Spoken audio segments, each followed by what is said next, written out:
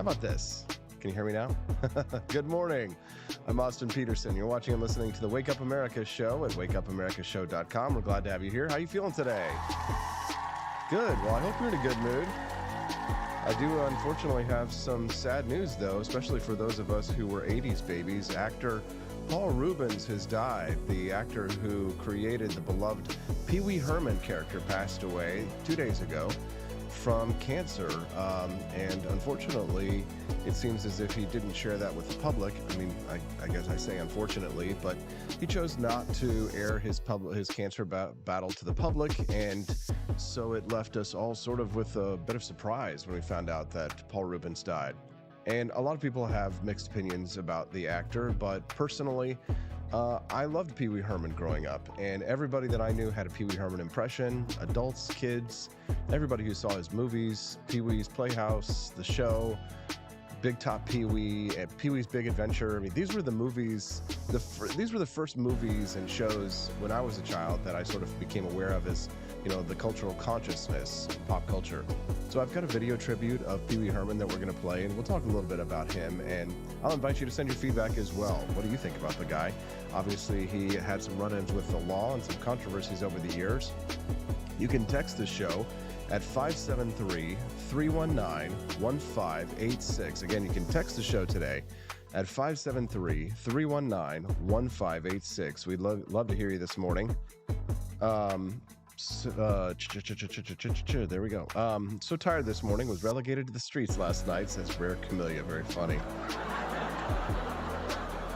I think that she is probably alluding to the fact that her and I are going to talk a little bit later about, hold on, somebody was saying volume. Is the volume okay?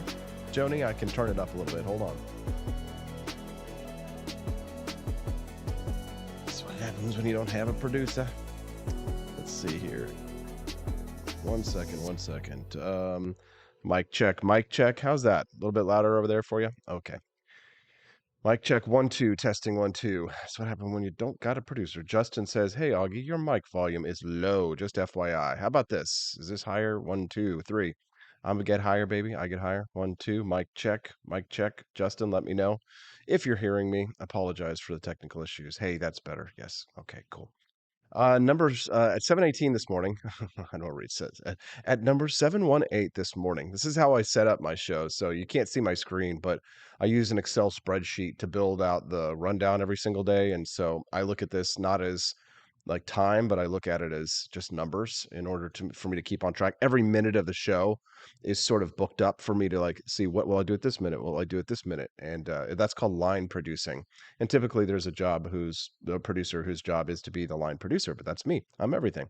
We're going to talk about at number 718 at the show, if I could get there in time, places where Generation Z won't tip. Here are all the places that the stingy Generation Z won't tip. We'll talk about that this morning, and we'll have an interesting discussion because it seems as if Generation Z is not just the problem with tipping. There are other racial and ethnic and demographics that don't tip as well. What about senior citizens? Hey, if you've never been a waiter, you've never known what it's like to get a table of elderly people, and you just say to yourself, because here's the thing: people who have never worked in a service industry, who have been in a position where your wages relied on tips, I'm already like gonna get people mad. But here's the thing.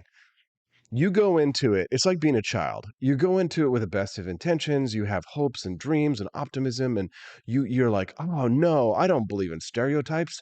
I don't believe that this, ethnicity or this age group are going to conform to any stereotypes. I'm going to treat everybody the same, and we're going to be egalitarians, and we're all going to be like this, and nobody's going to be treated differently. And that's how you start your waitressing or your waitering job, whatever.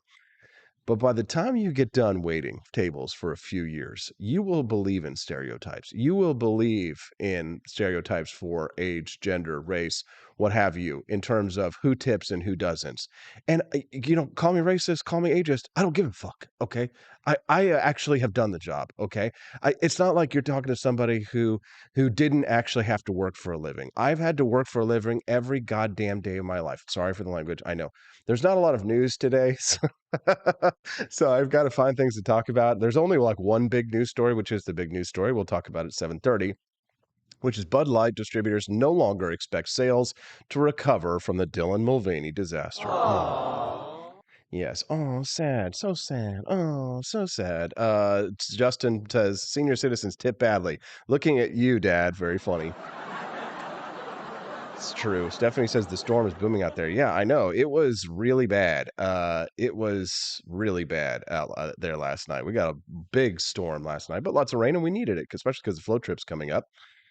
You got to try Franklin, says Corey. See, all you guys are talking about the delicious Founding Flavors coffee. I freaking love it, man. I am loving it. And now I'm sitting there saying to myself, I got to get myself a good stash of all of the ones. And I don't know which one I want to buy more because today I'm drinking Adams's Patriotic Perk, which is the dark roast, and it's good.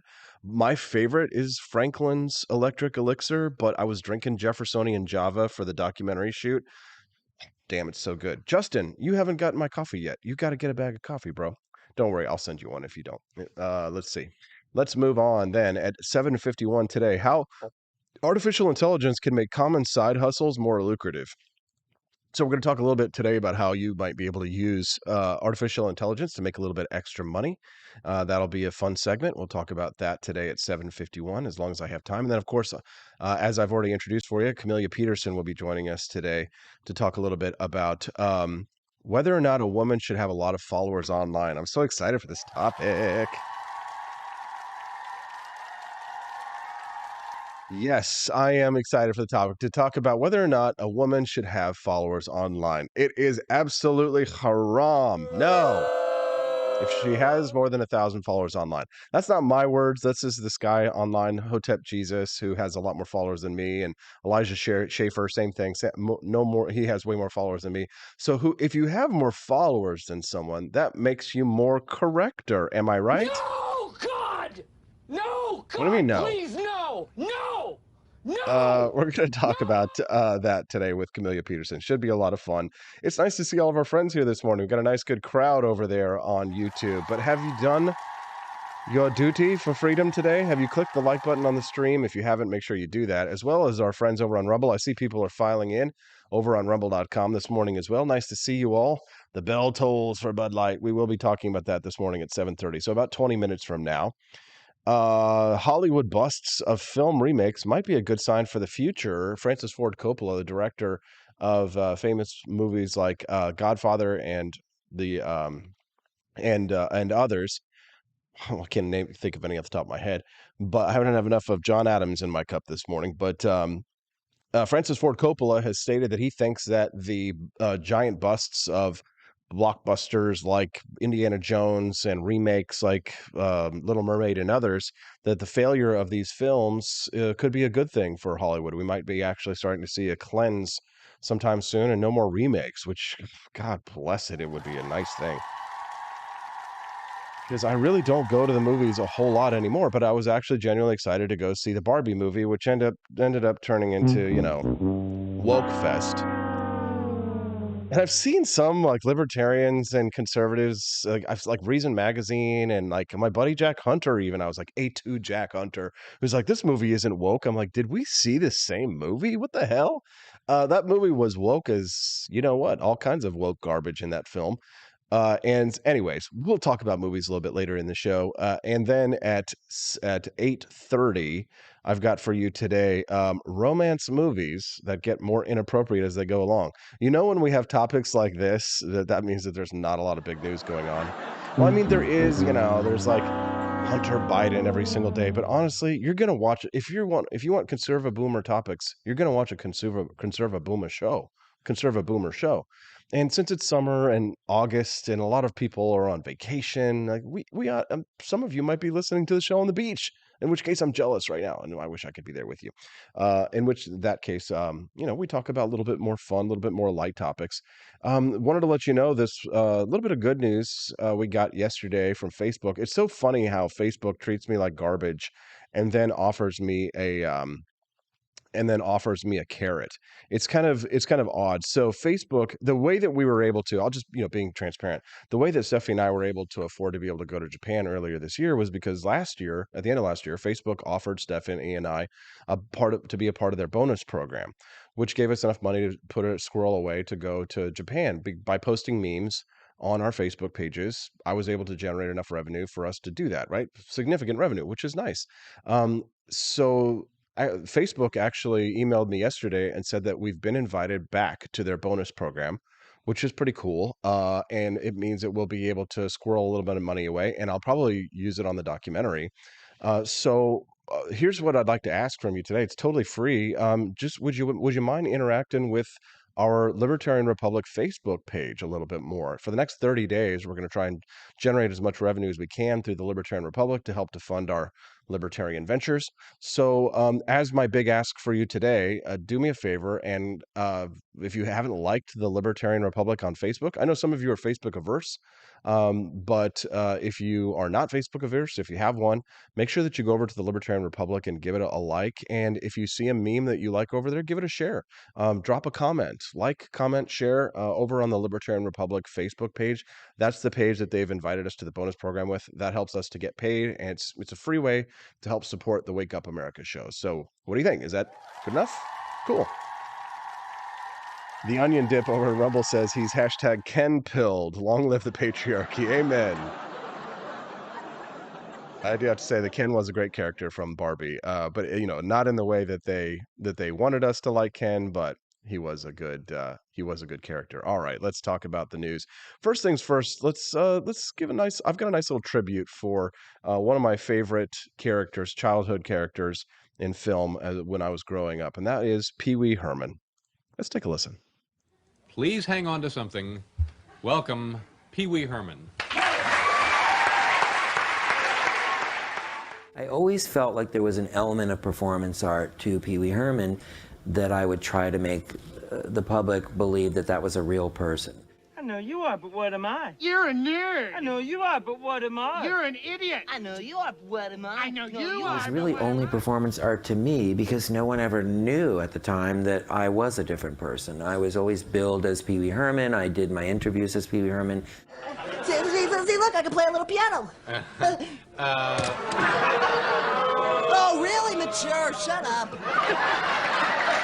I went many years without ever being photographed out of character until one day when I was photographed out of character.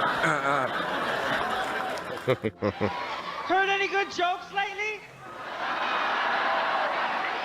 What was that one? Oh, so funny I forgot to laugh. You do something. Oh, and yes. people Now think that it's was the funny or one don't that think it's everybody funny. says. So, For it's so me, funny I forgot to laugh. I have moments in every single thing I've ever done that are just absolutely, I'm the only person that think it's funny, and I get some kind of supercharge out of that and energy.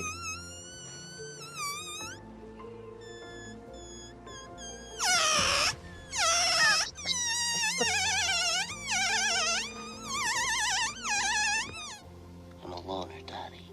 A rebel.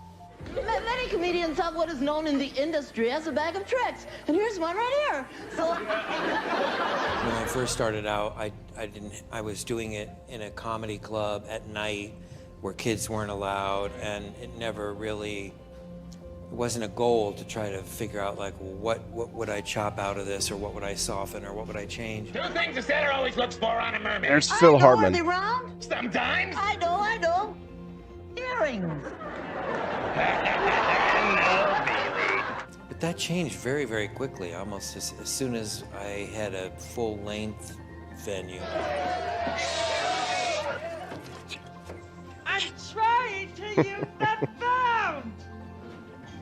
You can pull a doll like this if you want and make yourself A suave vest.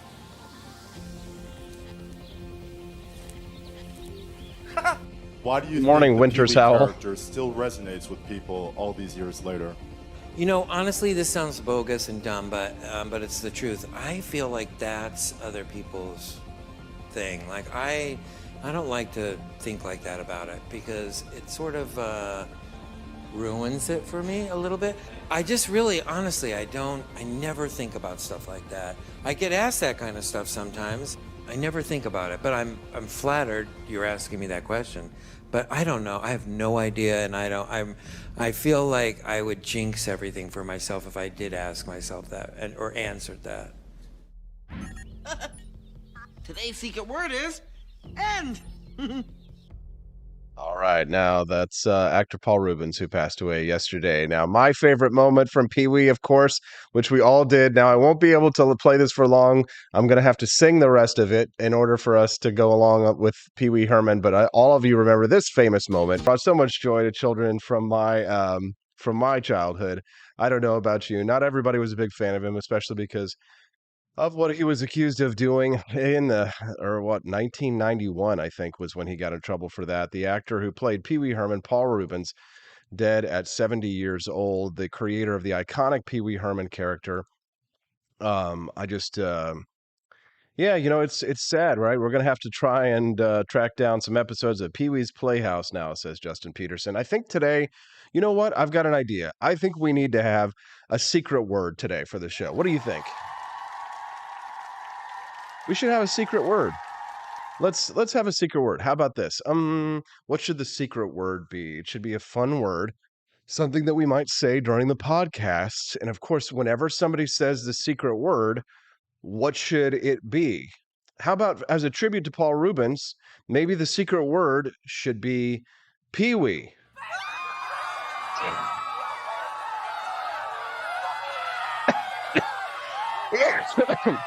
A little bit old to be screaming like that. There it is. The secret word today that whenever we hear the secret word, we all have to scream is going to be Pee Wee.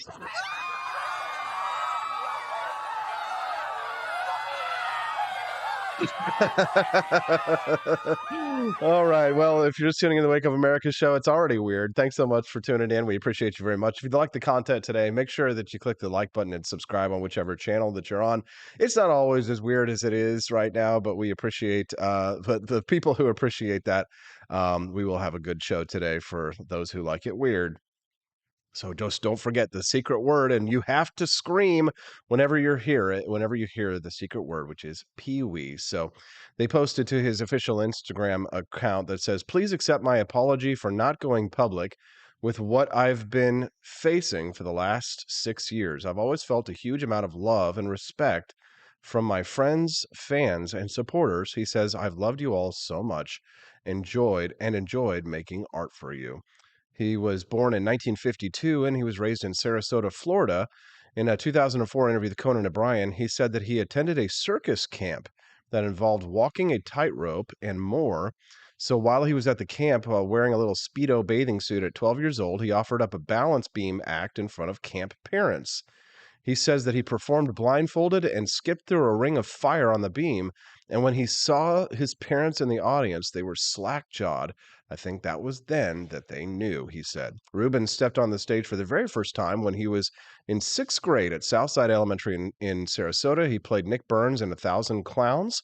And then he did the Riot Act, Camelot, and On a Clear Day, You Can See Forever. He was also president of the high school drama club at Sarasota High School, where he was voted the most talented. And he had starring roles in The Comedy of Errors, My Fair Lady, and Guys and Dolls. Then he went to Boston University, where he spent a year there before moving to Los Angeles to attend the Walt Disney-founded acting program at the California Institute for the Arts. His career began in the 70s when he joined the comedy troupe The Groundlings in Los Angeles as an improv comedian and a stage actor. There he created the Pee Wee Herman character in 1978. Pee Wee!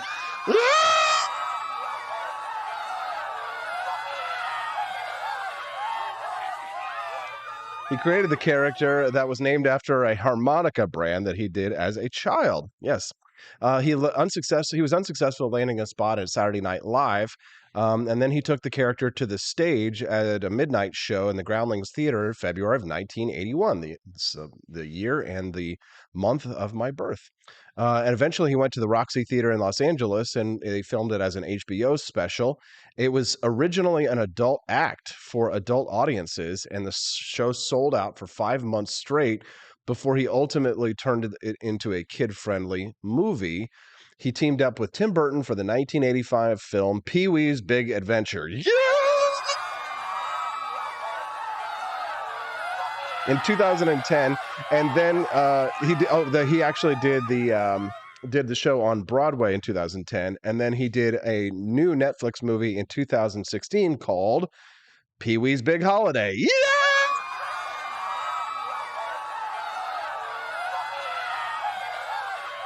His Playhouse show ran for 4 years and earned 15 Emmy Awards in its time, and Reubens himself was nominated for 3 Emmys. He's got a star on the Hollywood Walk of Fame and under his famous character name, and he won that one in 1988. He also brought the character back for the Broadway installment of the show, where that was filmed for HBO, and received 3 Emmy nominations as well. He flexes acting chops on lots of movies. He was in DC's Legends of Tomorrow, Gotham, and The Blacklist. Some of you probably don't remember, but he was actually in the movie Batman Returns with Michael Keaton, the one where Michelle Pfeiffer was Catwoman, and he played the very small bit part of the Penguin's dad. So at the very beginning of Batman Returns, like the Penguin's mother and father are shown as like rejecting him, and Paul Reubens plays that character at the beginning of the movie. So the next time if you watch Batman Returns, which I think is free on like HBO Max or something like that, then make sure you check out for that Paul Reubens cameo. He's in a lot of movies and TV shows. He was also actually in the running for the character for the voice of Roger Rabbit. He did an audition tape that got dropped on YouTube that you can find, where he went out for the character of 1988's Who Framed Roger Rabbit. But of course, he had a bit of a dark side, right? He was arrested for indecent exposure at a Florida porn house in 1991. And in 2002, he was charged with possessing images that were initially characterized as child pornography, but those charges were later dropped in 2004, and he pleaded guilty to a lesser obscenity charge. But the controversy kind of like forced him to reinvent himself, right? And he landed roles in Mystery Men alongside Ben Stiller and Blow, co-starring Johnny Depp and Penelope Cruz. He also recently wrote the first draft of his memoir and put the final touches on 2 more Pee-wee movie scripts. And had started developing some TV projects as well. If you're just tuning into the Wake Up America show, good morning. I'm your host, Austin Peterson. If you're wondering why I'm screaming whenever I say that name, it's because we have a secret word today that we scream when we say it. Of course, that word is Pee-wee. I don't know how many times I'm going to have to scream before I get through the story. Reubens requested that any donations made in support and sympathy be made in honor of his late parents, Judy and Milton Rubenfeld, to Stand Up to Cancer or other organizations supporting dementia and Alzheimer's. That's pretty good stuff. And we say goodbye to our friend Paul Reubens. When we get back, I've got some clips of the Vice President of the United States being stupid, and then we'll talk about places where Generation Z doesn't tip, and we'll get to the big story. Bud Light distributors no longer expect sales to recover from Dylan Mulvaney. It's the end of the road, though we've come to the end of the road. Still they can't let go. It's unnatural. We'll be back on the Wake Up America show at wakeupAmericaShow.com. Donald Trump and I approve this message. Believe me, Austin Peterson is the best. He's got the greatest Wake Up America show I've ever seen. Whenever I tune in the mornings and watch the live stream, let me tell you, he has got the absolute best content. I love his guests. It's just a total blast to watch, and I highly endorse and recommend the Wake Up America show. It's terrific, believe me. Hello, my name is Kelvin. Welcome to Frenchy Bush. This is my Dee-Dee's website. Now I've decided to speak to you with my real voice for the first time ever to tell you about how cool Frenchy Bush is. But I've decided that this is the perfect opportunity to share with you. Frenchy Bush is a good website. You should follow us on socials. If you like Frenchies or any kind of bulldogs, me and my new brother George are going to try to make your life more fun. Hello, I'm I'm George. My neck isn't really thick yet, but it will be. We are so glad you're here. Please ignore my floating eyeball. It helps me spot predators who might be approaching from the sides. Dee Dee made Frenchy bullshit to review things that he uses on me and my brother to tell you if it's good or bullshit. Take this collar, for example. Dee Dee really likes it. Dee Dee said it's really handy because us Frenchies got thick necks. Need something really tough. People think Frenchies are little, but if you look at us from below, you can see we are really pretty buff. Beefcake. Yes. Look at my creamy thighs and chest. Yes. You like that? Big brother, please focus. Frenchy Bullshit. Please follow us for more great content and read the Frenchy Bullshit blog for more fun and cool stuff.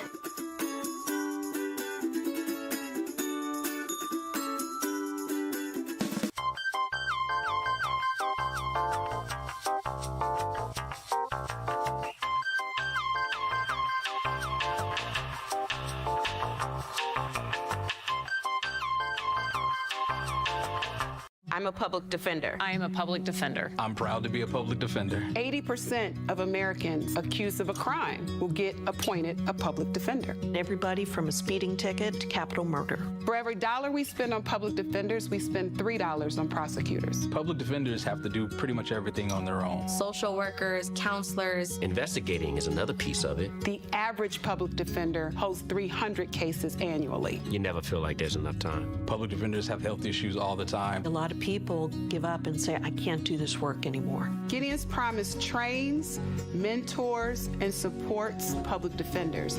There are a lot of people who say that they would not still be public defenders, but for Gideon's Promise. It's fueled me to continue on in this fight. Gideon's Promise has changed the face of public defense. People see us as troublemakers. Good trouble only. We don't make it easy. It should not be easy to take away someone's liberty.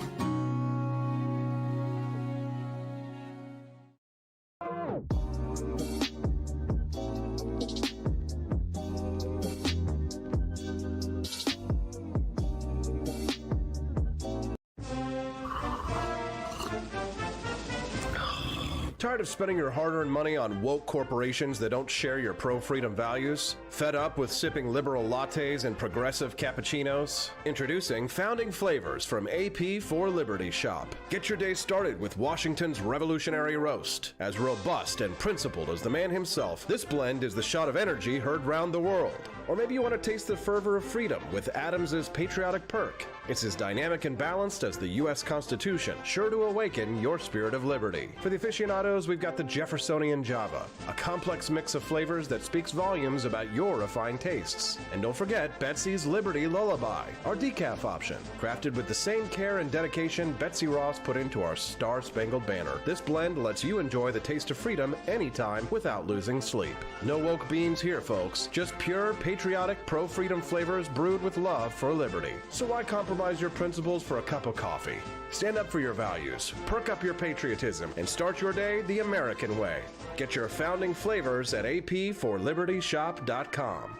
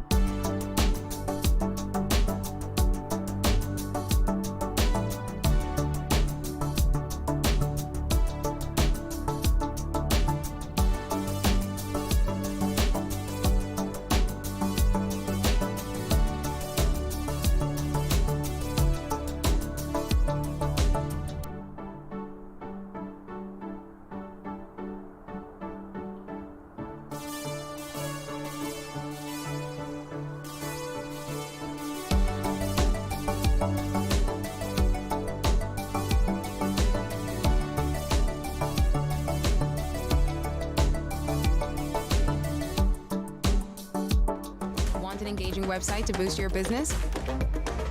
You're just a click away from 5-star Fiverr talent. Hundreds of freelancer skills like web design. Head to Fiverr.com today and get something started. American conservatism is distinct, like America is distinct from the United Kingdom. American conservatism's roots comes out of the Wild West, out of pioneerism. The difference between American conservatives and European conservatives is that Americans are cowboys. We are that God, guns, gold, and girls. It's wild here, and we should stay that way.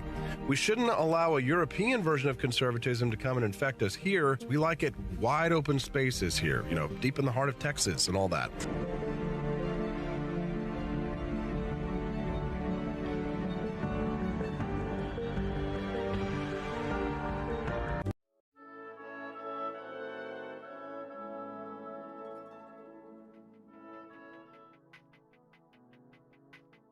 Good morning, Rise and Freedom. I'm Austin Peterson. You're watching and listening to the Wake Up America show live. We're glad to have you here. Hope you're enjoying the content today. Make sure that you click like and subscribe to the channel if you are. All right, enough of that gloomy nonsense. We were all enjoying our the last segment, of course, talking about the actor Paul Reubens, who passed away. And of course, the secret word is what? Can I hear you say it? What is the secret word today? It's Pee-wee. Yeah. I'm gonna blow out my voice. If I keep saying the secret word and I have to scream over and over for the rest of the show, I'm not gonna have a voice. Maybe I'll let my next guest scream. He is the host of the Rants of Izzo show. His name's Dominic Izzo. Good morning, Dominic. To be able to do the best Pee-wee impersonation until I hit puberty. It was amazing. Well, that was when I was really big into Pee-wee. Herman was before puberty, so we would do the dance, and then we would do the Pee-wee scream. Oh yeah. Hey, Dominic, glad to have you here this morning. We've been following the Bud Light story now for a couple of months, and it's obviously a gigantic story because it shows the power of the conservative movement to fight back against the left. Hollywood as well, going woke, going broke. But now the final kind of nail in the coffin, as I see it, is that the actual distributors, of whom many have had to lay off hundreds of employees, are saying they think this is the end. Do you think it is? Sadly. And I got a kind of an unpopular spin on this one. Hollywood going broke doesn't bother me because their agenda has really gone to it's gone crappy for the last, I don't know how many years. I used to be a real big movie guy, right? I'm an introvert and my escape was cinema. I used to love going Tuesday nights by myself to the movie theater. Don't bother me. 10 p.m. show. Nobody else around. Awesome. You can absorb that movie. And then the movie started really sucking. It's just like that. So if Hollywood suffers from this, I'm not going to lie. Yeah, there's people, their jobs and stuff, but they knew what they were getting into. I'm actually does this really do any good? Bud Light does something stupid. Now, I'll be sexist here for a second. I don't know if this is their liberal ideology or just the fact they hired a woman to represent a man's beer, and then they go out there and she really just craps the bed on this one, and they make a really horrible mistake. But why are we celebrating as conservatives that, ooh, yeah, we got Bud Light, and we just potentially put how many people out of work, and the powers that be that are really, causing this agenda are unaffected. I have a hard time. Explain why, Dominic. Why do you think so? So if this woke ideology, and I think the biggest thing that the people are attacking are like the kids, right? Kids in school. Do I support trans people? I don't care about trans people. Do I support drag shows? Dude, I got taken to the Baton Club for my 30th birthday out here in Chicago. I went in going, I don't want to see no men in drag. I walked out going, that was the greatest time I have ever had, right? I'm a consenting adult. When you bring it around kids, I don't want it. Keep them out of that, right? I don't want stuff taught in school that shouldn't be taught in school. End of story. I don't have kids. I'm a smart guy. Never had kids. No offense to any parents out there. But if it's the politicians, and if it's the teachers unions, and if it's the teachers and it's the parents on both sides who can't get this straight, why are we celebrating the win over a beer company that is putting tons of people out of work? Yeah, you don't want your kid taught about drag show hour, but you're okay apparently with dad not coming home or mom not coming home with a paycheck. All of a sudden, those same kids can't eat now, can't go to school. They're not going to be able to pay their rent. So I don't know why we chalk this up as a win with the conservative movement. I don't know. We kind of look at it as a scalp. You know what I mean? making an example of someone, putting a head on a pike, if you will, to demonstrate to the left our power. And because conservatism has been, I would say rudderless, but I would say very limp in terms of its ability to affect an agenda towards the ideals that they claim to espouse. And a lot of that has had to do with, takeover of the Tea Party movement by grifters. That's now happening to the MAGA movement in a lot of way. But consumer power, right? Using the power of capitalism that we claim to believe in by striking out against the left's agenda. Sure, it might. Here's the thing. It's sort of like Baptists and bootleggers thing, right? It's a libertarians and social conservatives alliance here, where people like yourself and myself, yeah, we don't care about what consenting adults do in their own bedrooms. I've been to drag shows myself. They are hilarious, but they should absolutely stay away from kids, and there should be a strict line of separation. But, I'm here with the Bible beaters who are, who find you people like you and I to be filthy degenerates because of our stance on things like that. But looking at Bud Light, I see this as an example of, we're going to make an example of these people, and we're going to show the left our power so that we push them out on the margin lines. It's kind of like what the Israelis do with their settlers, right? They keep the settlers out on the ends, and they keep expanding, so that the fight is further and further away from Tel Aviv and further away from Jerusalem, right? This is kind of a strategy that I've advocated for in years, is that, we shouldn't be fighting to try and protect our gun rights in Missouri. We should be trying to fight to legalize machine guns in Manhattan. So that's kind of the way I see it. What do you think? I want to know what the end result is. What does this mean? Does this mean like Anheuser-Busch or whoever is the parent company of Anheuser-Busch and Bud Light, are they going to now then go, oh man, we need to go and put the pressure on the Republican candidates now to get in office, or is that what they're going to do? And what do we expect from this, especially if this company is going to go out of business, right? I'm looking at too, like we are the pawns playing their game. I want to have a normal life, but then social media and this woke culture and everything else took that away from me. I can't just enjoy my motorcycle. I can't enjoy pizza. Adult women who are of a certain mindset, all this. I can't enjoy that anymore. I have to wake up every day and see people going, oh my God, dude. Yeah, we got him. Dude, unless we find out where Anheuser-Busch is headquartered, which I don't know. Well, I have no clue. I don't drink beer. And then we say, all right, let's go specifically to that Democrat politician's home and protest on their front lawn.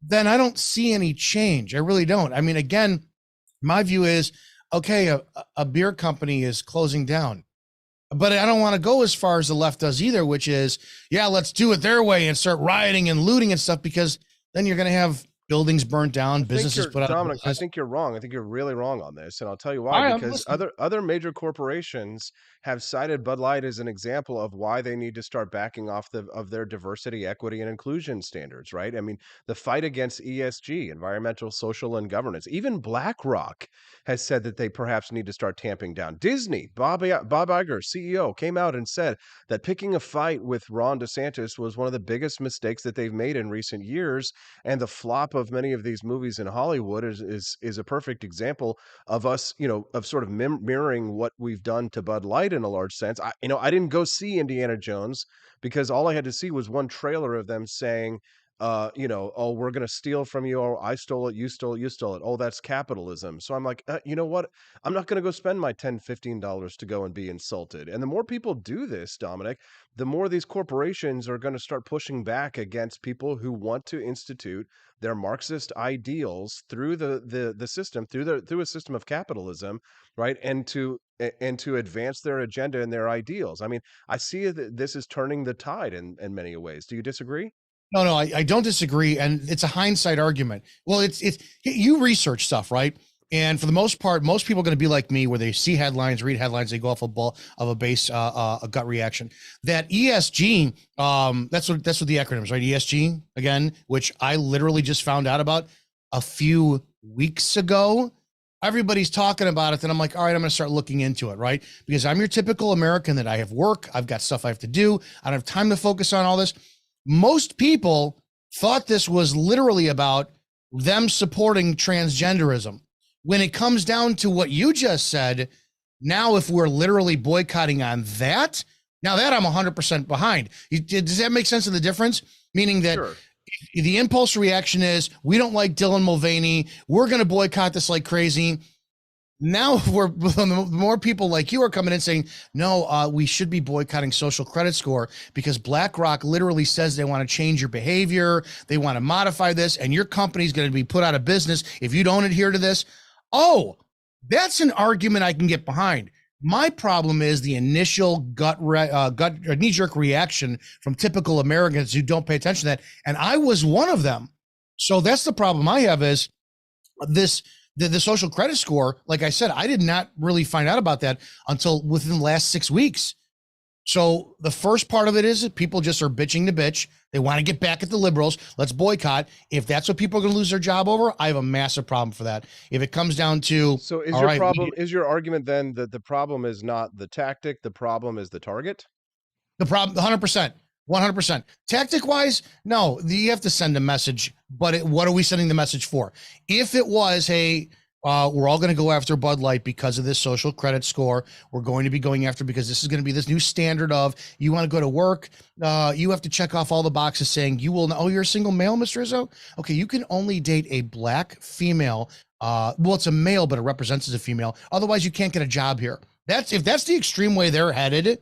Or your social media is going to be vetted like crazy saying, oh, you can't get a job and get a paycheck. Yeah, you need to boycott. You need to burn, metaphorically speaking. You need to really go after it.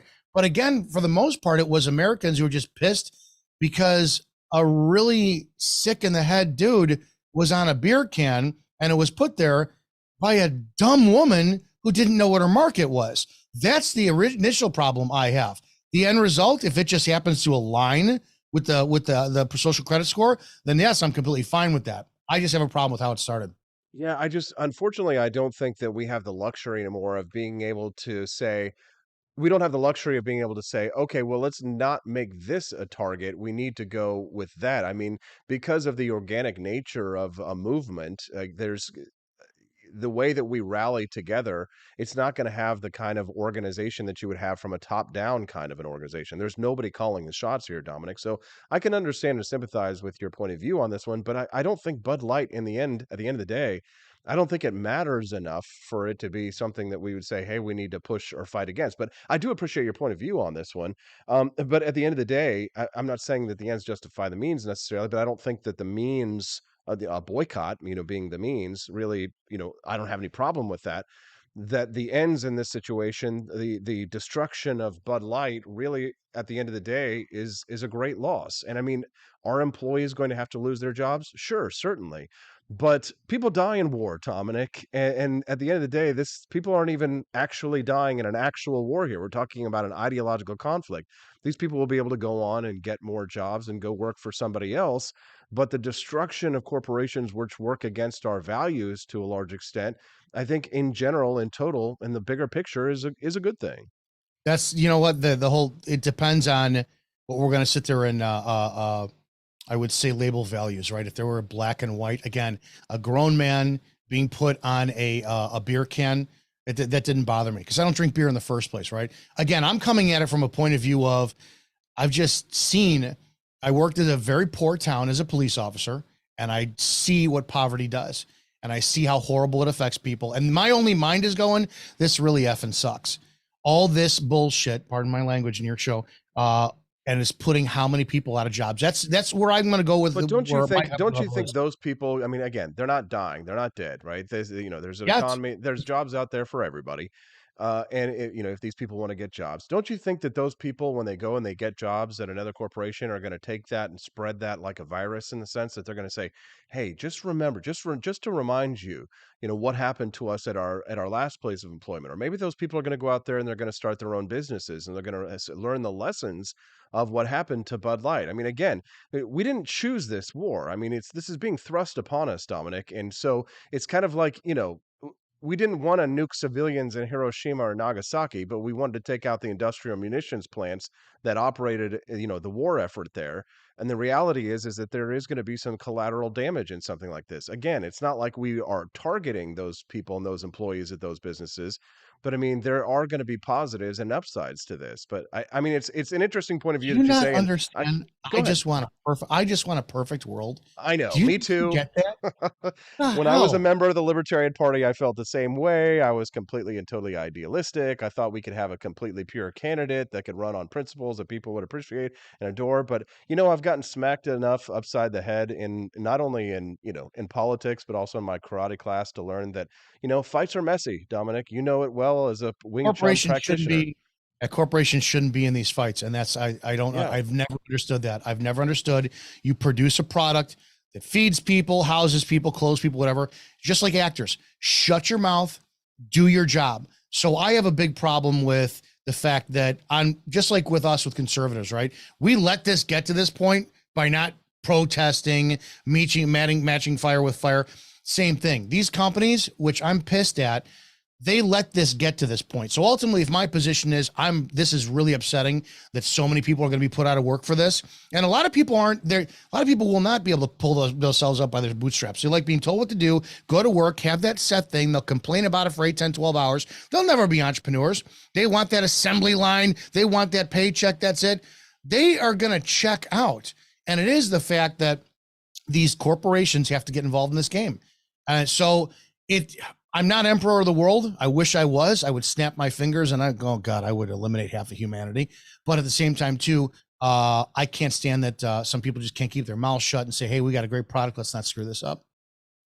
I honestly was kind of shocked to hear your point of view on this one, Dominic. But I mean, at the end of the It's day, heartbreaking. It's heartbreaking. but you get where I'm going with like the analogy, of our martial arts, right? So, you train in Wing Chun, and I know Wing Chun, a little bit of Wing Chun, and as you understand it, you train these very intricate moves, right? And there's a lot of these really fancy, hand movements and blocking and trapping and things like that. But when you actually do kumite, right? When you actually get into the fight, a lot of that stuff kind of goes out the window, right? It's Right. as Mike Tyson said, everybody has a plan until you get punched in the face, right? His bastardization of General Grant. No plan survives contact with the enemy. This is kind of what we're in right now because we were allowed ourselves to be, like you say, the boiling frog. And we've allowed ourselves to be boiled to the point where now we're saying, hey, we're actually boiling. We need to get out there and fight. And at the end of the day, we're in this fight. We can't count on Wing Chun or karate. It's going to be a dirty street fight, and we're going to have to pick up a chair and beat them over the head. That's the problem, is the mentality that we're backed up with, right? You train, I train, and it's fun. And I tell all my students this: I'm in control of 95% of my human faculty, and there's that 5% of my lizard brain that is the fight or flight. And trust me, it's not going to flight. It's going to run through you and ruin your day. I don't like that 5%. And to be honest, that's also where I'm at too, is seeing just the worst of humanity for so long and then being in this nonstop pressure cooker of this horrible position we are as a nation with division.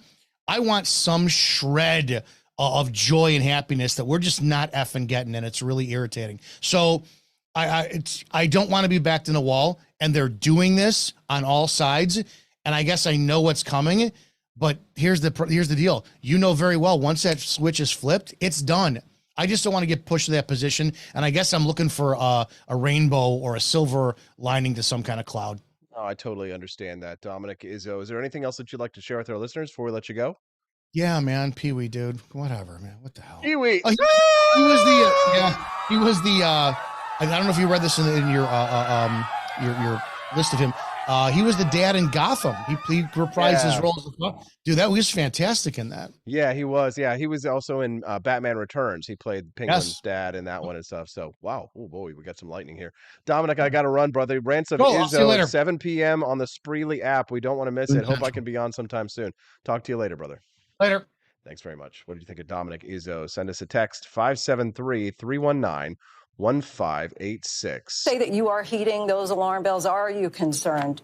Alarm bells about what? Alarm bells about potentially RFK Jr., for example, who's polling in double digits, or Cornel West, or the enthusiasm behind a potential no labels candidate taking away from your ticket.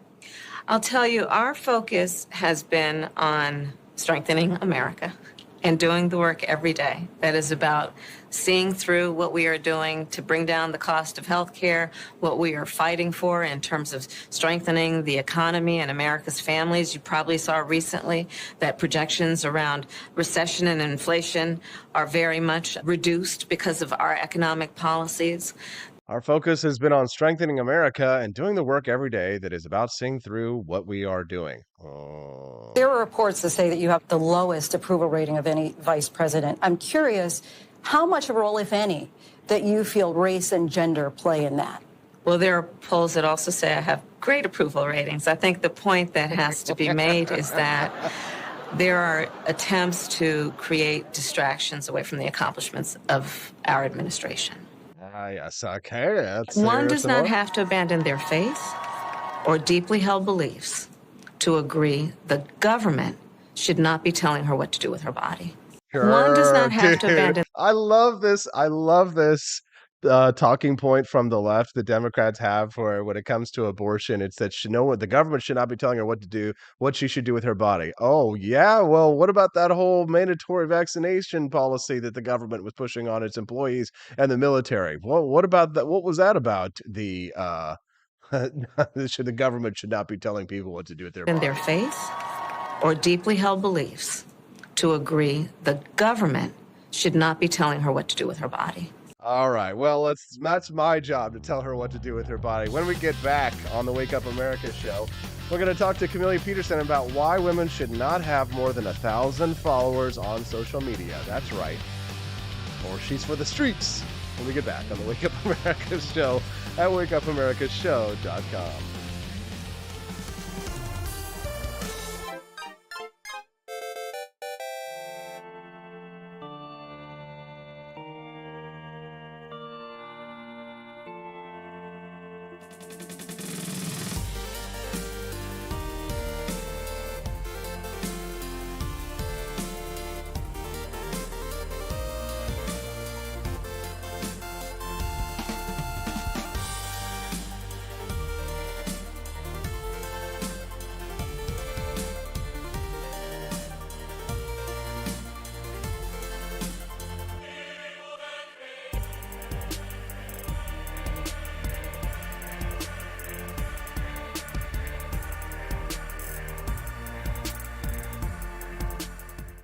It was 1946. A battle was fought, not overseas, but right here on American soil. The Battle of Athens, an intense struggle against election fraud and for the rights promised by our founding fathers. Driven by the Second Amendment, ordinary citizens stood tall and fought back. Help us expose this momentous battle of integrity and bravery. Your support can make a difference. Visit givesendgo.com/bleedamerican and pledge your support, because we believe in the power of truth, the strength of unity, and the spirit of we the people. Let us not forget, we bleed American. Fire.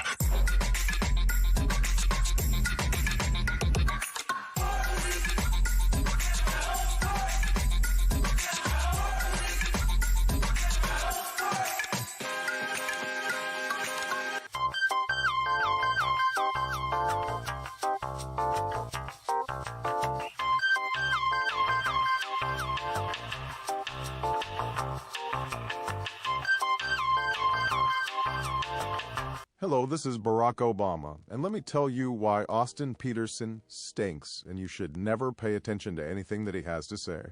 First of all, he's a libertarian, and we all know libertarians are idiots. They don't realize how important government is to everything that we do. I recently became aware that Austin has opened up a libertarian shop at apforlibertyshop.com. Now, I'm asking you as a personal favor to me that you never ever visit apforlibertyshop.com. With all of the great Liberty merchandise there, the last thing that we need to do is to get people spreading this message around the country, because then they might start thinking that they don't need government. And that's the last thing that good Democrats like us want. So if you love democracy, like me, and hate freedom, then don't visit AP for Liberty Shop. Like I said, whatever you do, do not visit apforlibertyshop.com. I'm Barack Obama, and I approve this message.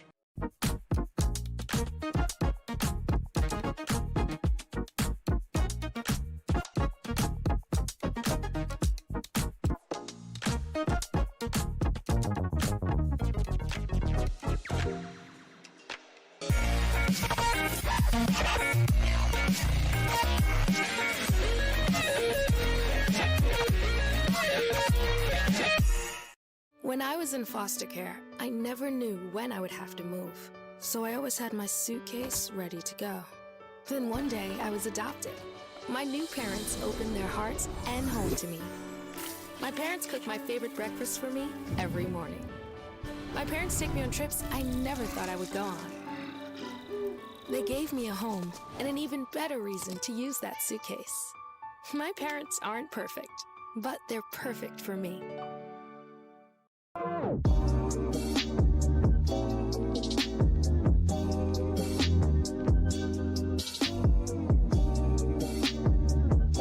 would remind you that extremism in the defense of liberty is no vice. It is better to settle these matters in the courts than on the streets, and new laws are needed at every level. But law alone cannot make men see right.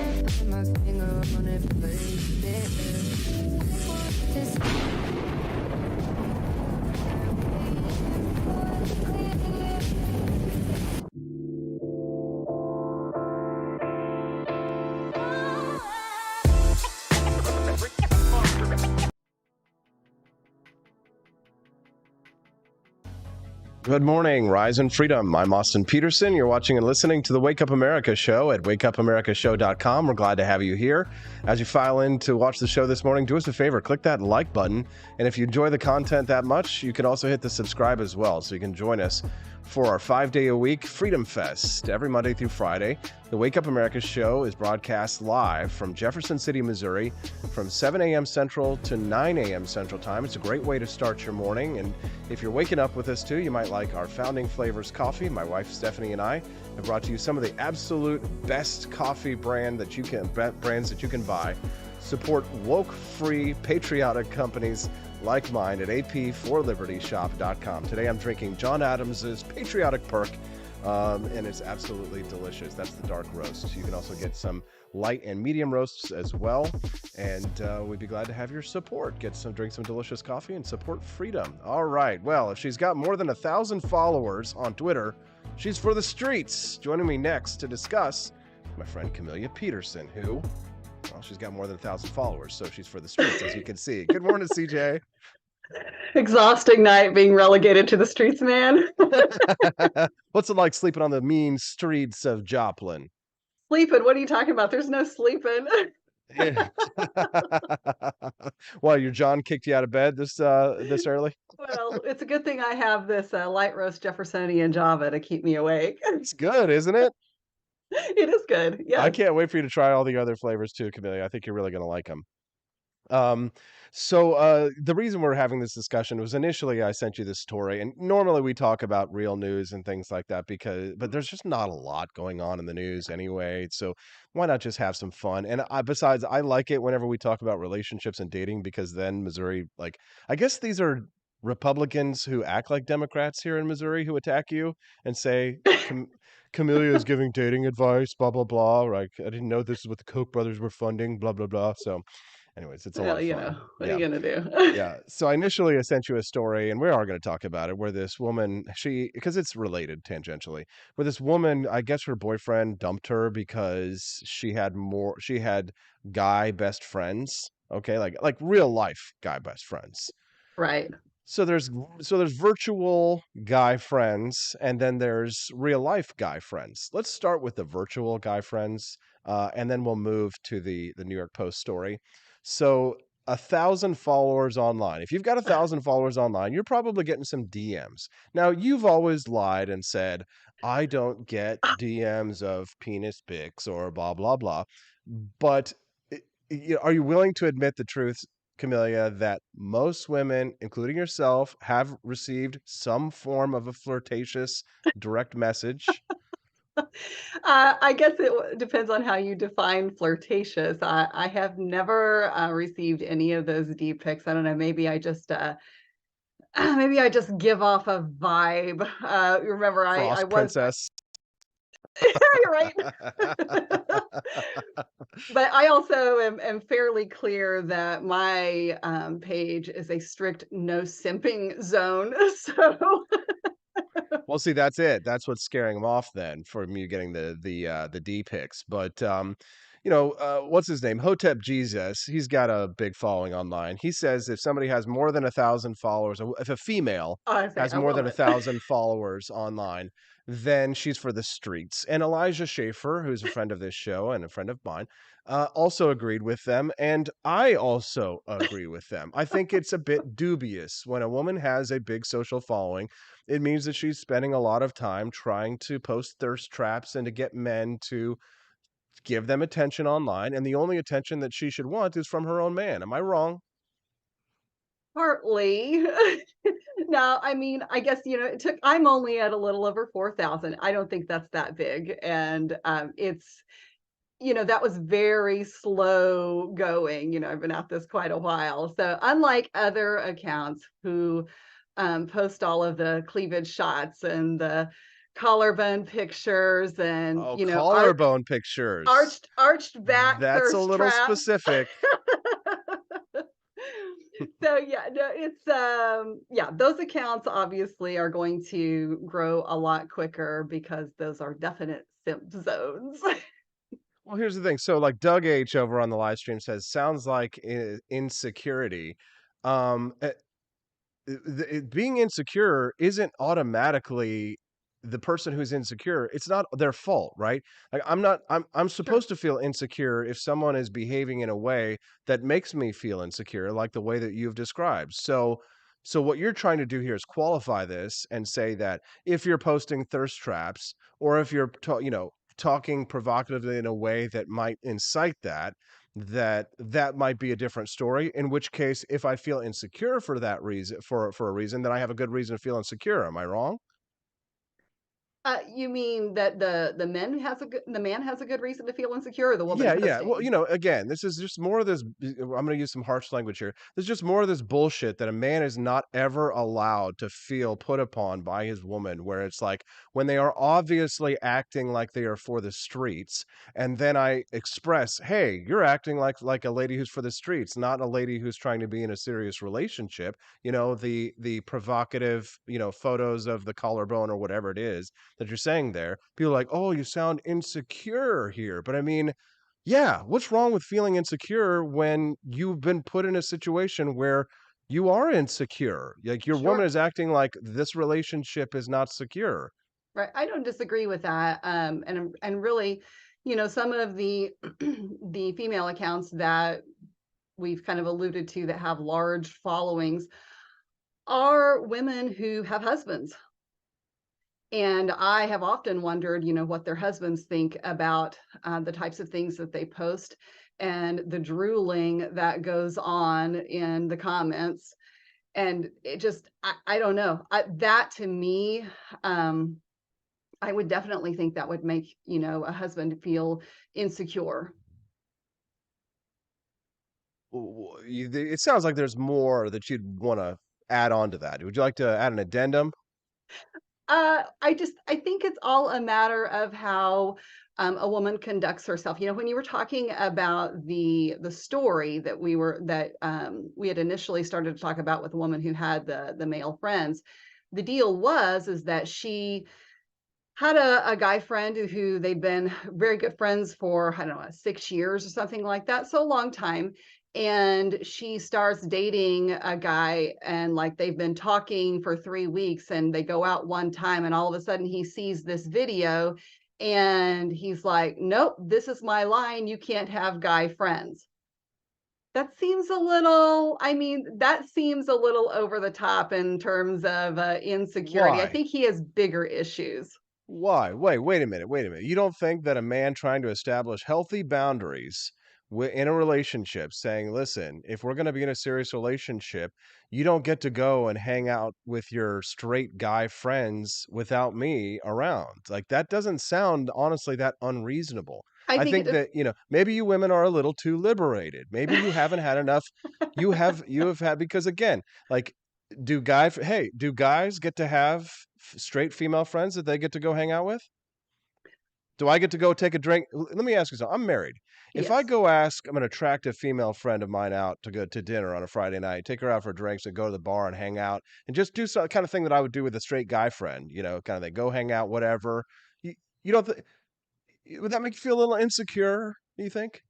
Maybe. I think it very much depends. Maybe, It very, you very won't much see, and you depends on the won't even give me context. that. Just say yes, Camellia, because you know that any woman that could feel the heat on her collar if a man tried to do something like that. So I will tell you that this exact reason is why I'm always really cautious.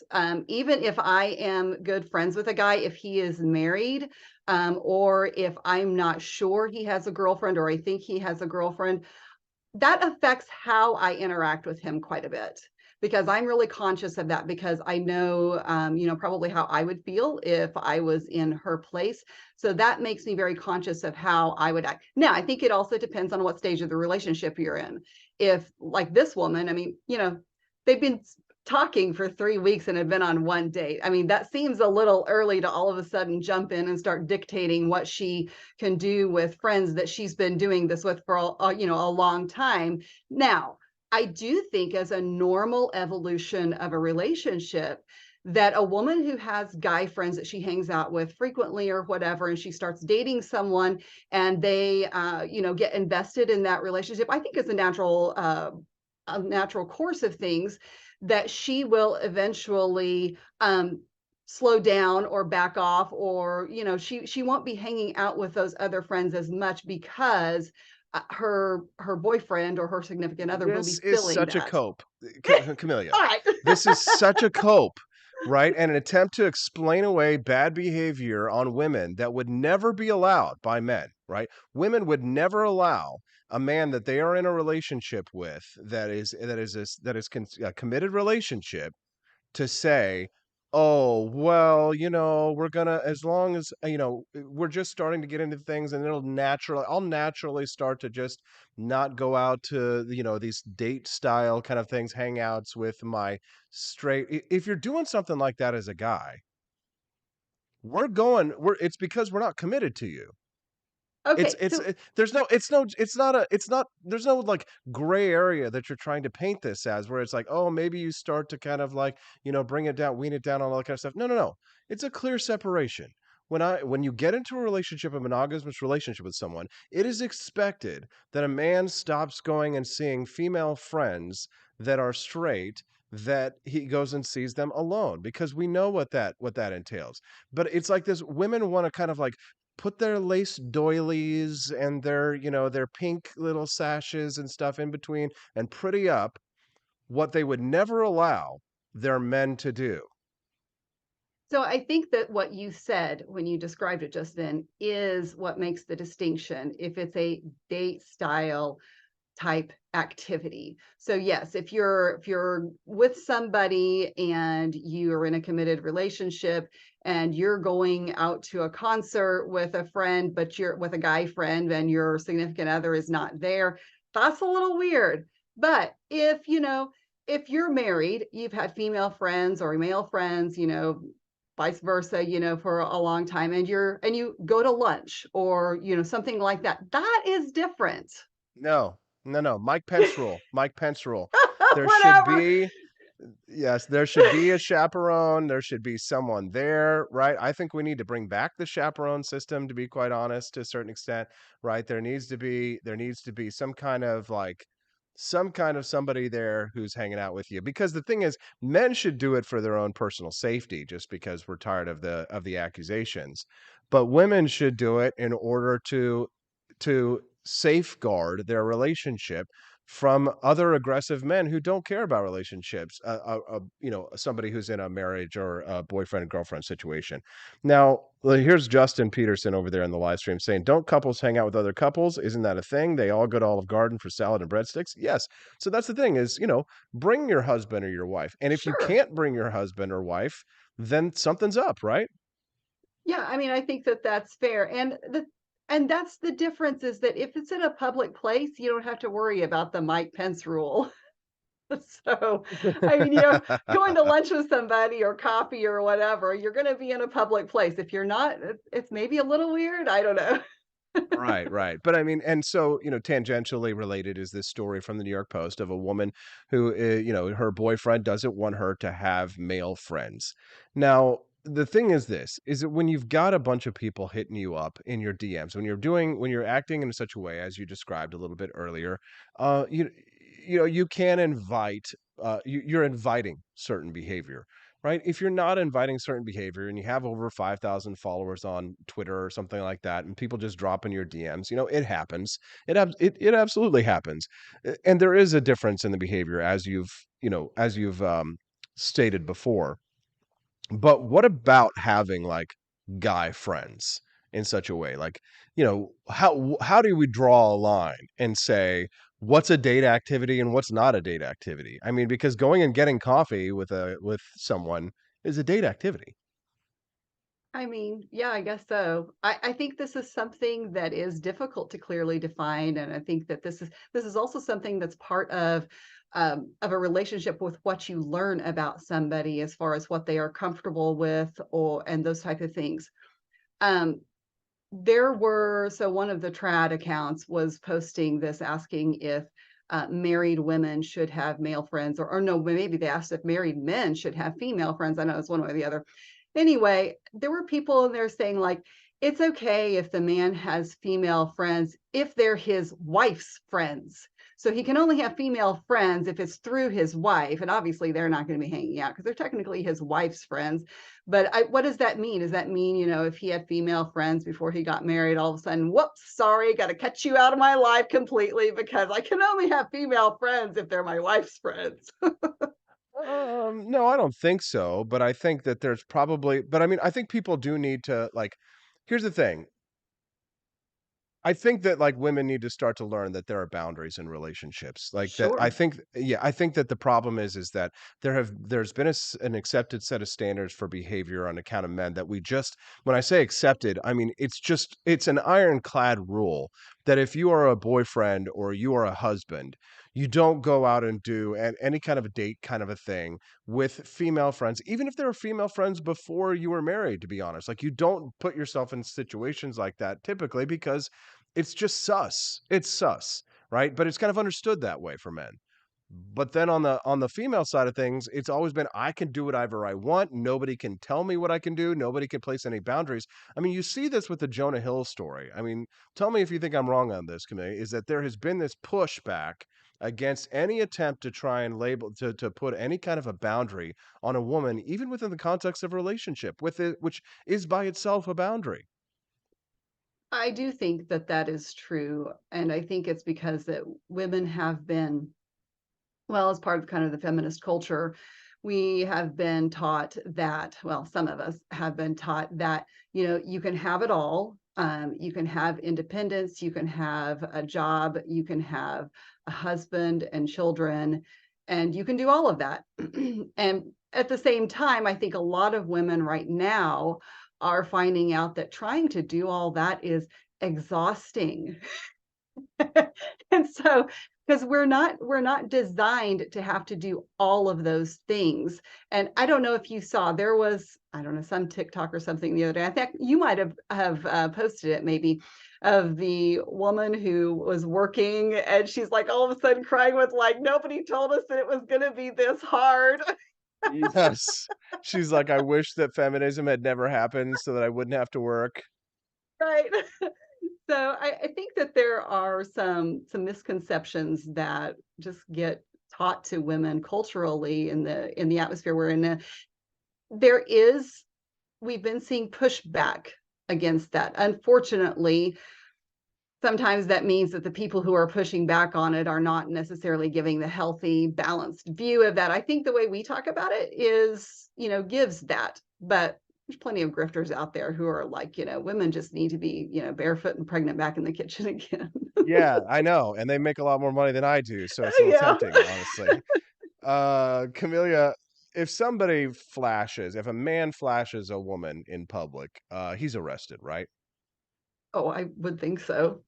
If a man sends a D pic unsolicited to a woman, should he be arrested? That's a good question. I mean, the same rules I suppose should apply if it's I don't know if it's I don't know if it's still public indecency, but it is unwanted, it's harassment. Mm-hmm. I don't know about arrested, but there should be some kind of consequence for that, I would think. I have a feeling you're getting ready to flip this the other way. Do you think society will understand, or just will just have a double standard on something like that, Camellia? Because again, we all love to see the female body. Women, men, we want to see naked females, and we don't have a problem with it. Okay, can we just clarify right here, right now? I do not need to see naked women. Yes, you do. You do. You do. You're curious, like everybody else is, of whatever No. other women have underneath there. It's a lie. It's a lie. It's a lie. If a naked woman rides by in a bike, it makes our year. If a man drives by naked on a bicycle, it ruins our week, right?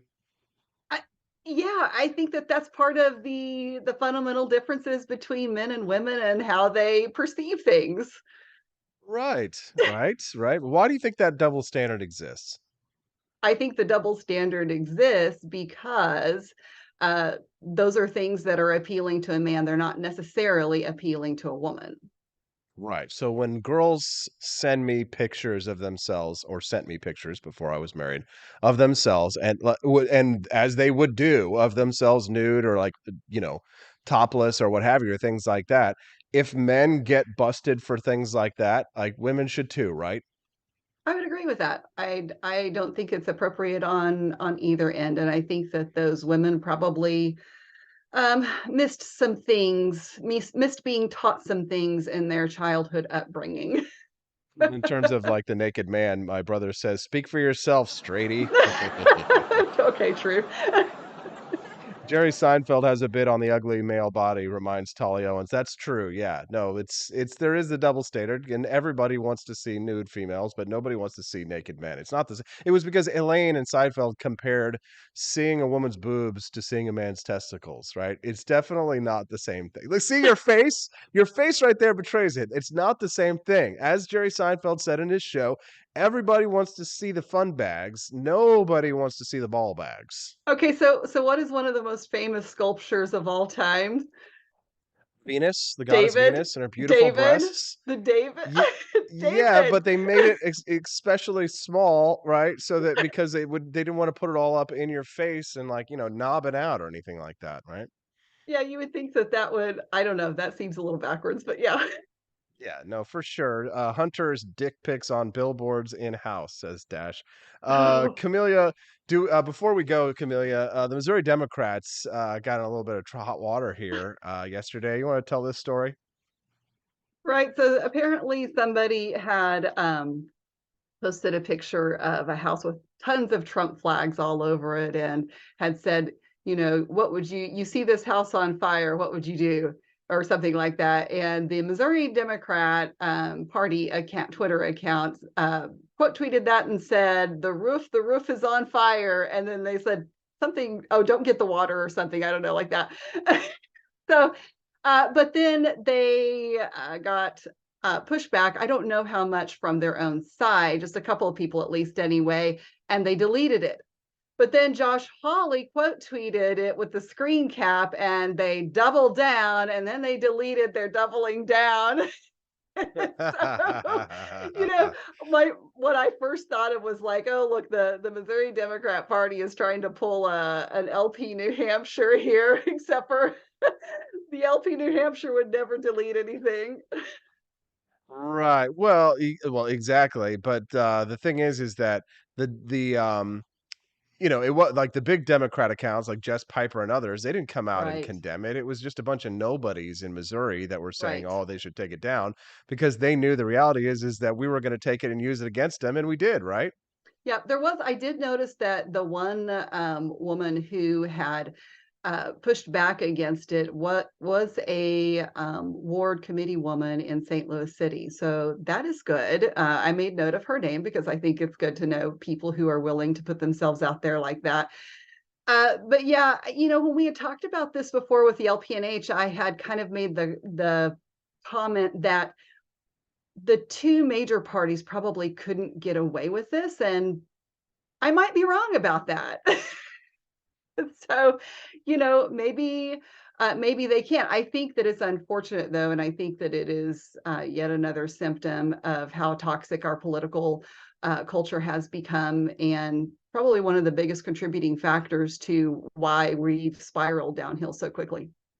Okay, well, there's Camelia Peterson with her point of view on that one. Who do you think won the debate, me or CJ? Let us know in the comment section. CJ, thanks very much for your time today. We appreciate you, and I guess we'll see you in studio on Thursday, eh? Yes, Thursday I will be in Jeff City, so I'll come in studio Thursday morning. All right, we'll see you then. Thanks, CJ. Have a good one. Have a great day.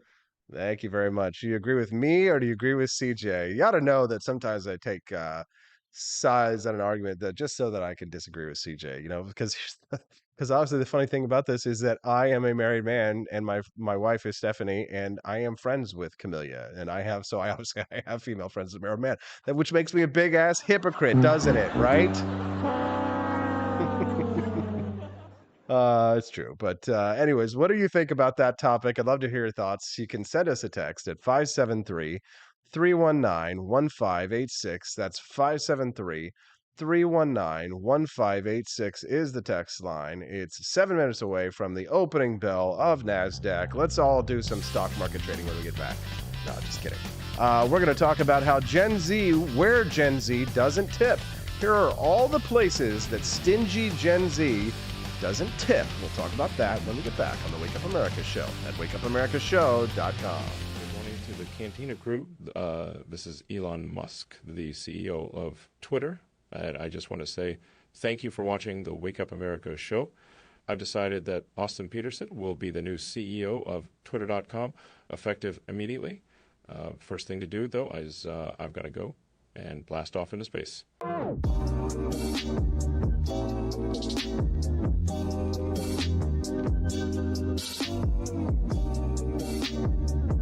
If there wasn't going to be somebody who was a fiery champion of liberty, somebody who would get out there and who would be aggressive, and if they wouldn't do it with more fire or passion than I had, then I would go and I would fight this battle for us. I've fought for the principles that we all share. Parties tend to be secondary to me. We're here because we believe in the principles of liberty. I am not a perfect messenger, but I think I'm a damn good one. This is a replica of our first president's flintlock pistol. You have my full support, my respect, and my gun.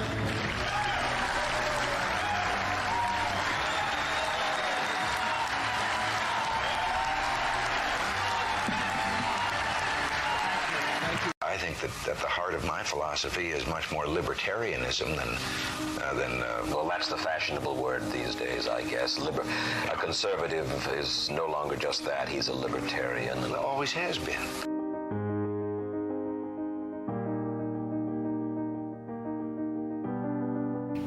Yet any time you and I question the schemes of the do-gooders, we're denounced as being against their humanitarian goals. They say we're always against things, we're never for anything.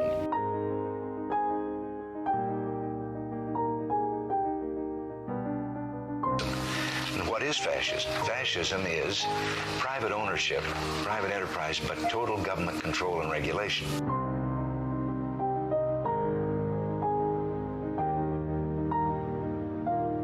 Well, the trouble with our liberal friends is not that they're ignorant.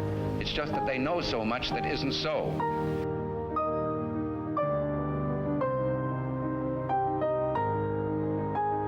If we lose freedom here, there's no place to escape to. This is the last stand on earth.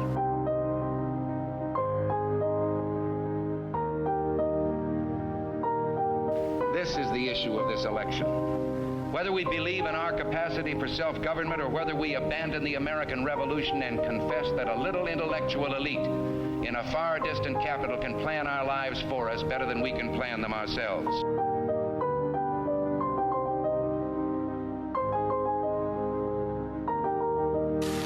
conservative, so-called, is the one that says less government. Get off my back, get out of my pocket, and let me have more control of my own destiny.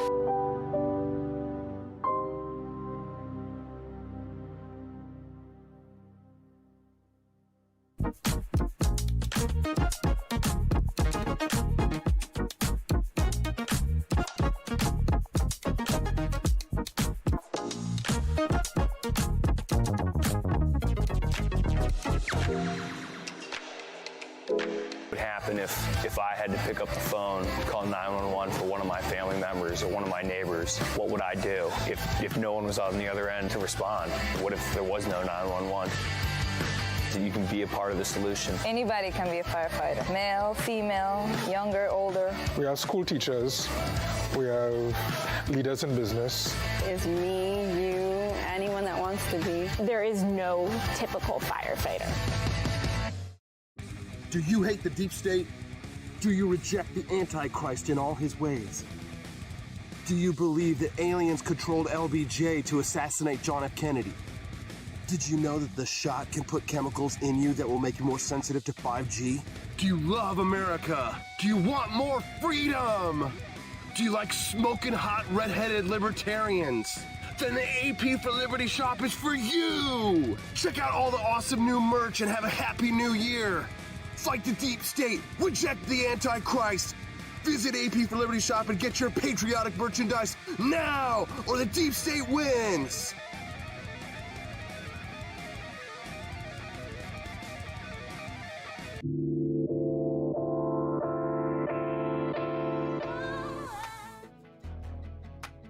Good morning, Rise in Freedom.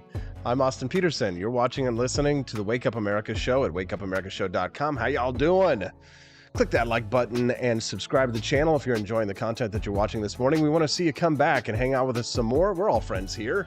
We all float down here. On the Wake Up America Show, I am Pennywise the Clown, AP for Liberty.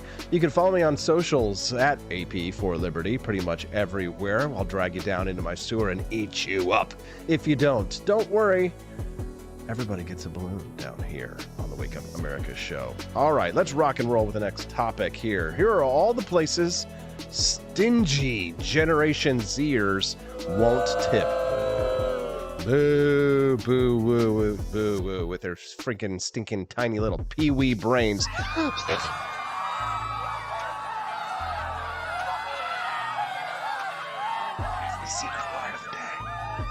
Change doesn't start with them. Only 35%, this is a big one, only 35% of Gen Z, 18 to 26-year-olds, say they always tip at a sit-down restaurant. What? What you talking about, bro? What? Only 35%. 65% of 18 to 25-year-olds go out to a sit-down restaurant and don't tip. I believe that deserves another boot. I'm sorry. What the hell? Oh, what the hell? Not sure about that. You can text the show today with your thoughts on this topic or any others at 573-319-1586. That's 573-319-1586. We'd love to hear from you today with your thoughts on the show. Getting a lot of messages right now, Austin. Stay focused. Only 24% of Gen Zers always tip hairdressers, hairstylists, or barbers, compared with 40% of millennials and 67% of Gen Xers. What? Have you ever waited tables? Have you ever done something that required a special set of skills before? Because let me just tell you something about waiting tables. If you've never waited tables and you don't tip because you don't think that that is a job that requires a special set of skills, you need to go and try it, mother effers. Go and try it. Exactly. I'm going to call the cops. Only 24% of Gen Zers only tip hairdressers. Do you tip your hairdressers? I mean, I tip my hairdressers. You gotta like tip them at least $5. I mean, if we're talking about like, for example, what's a good example? So a barber or something like that, right? So if you're getting like a $10 or $12 haircut as a guy, which if you have a place in town that does that, you should be doing that as a guy. Unfortunately, we don't have a place like that in Jefferson City, or I would go, right? You end up spending like, 25, $30 and then $5 for a tip, right? But if you do the extra special stuff, like sometimes when I go to sports clips, I'll do like the MVP if it's like a special day, or if I'm like getting ready to go on a trip or something like that, or I've been working really hard lately and I feel like I deserve the MVP service where they give you like the hot towel and all that stuff, and they give you a massage and all this kind of stuff, then I'll give them a little bit of an extra tip. But apparently, not everybody in my generation does. 24% of Gen Zers tip hairdressers, compared with 40% of millennials. So I guess I am the 47%. And 67% of Gen Xers always tip their hairdressers. Oh man, I'm still mad at the not tipping the waiters and the waitresses. 65% of Generation Z does not tip their waiters or their waitresses. That just is bonkers to me. That's absolutely bonkers. That doesn't make any sense. That's crazy. Did their parents not teach them? Says Camellia Peterson. Yeah, no kidding. Or you know what? JGJ makes a good point here. Maybe they can't calculate. Honestly, that would make the most sense out of anything, right? Maybe they can't calculate the freaking tips. That is funny too. There we go.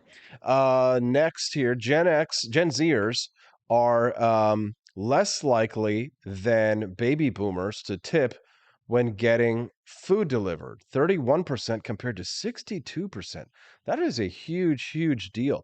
So Gen Zers are less likely than baby boomers to tip when getting food delivered. 31% compared to 62%. That's such a huge difference.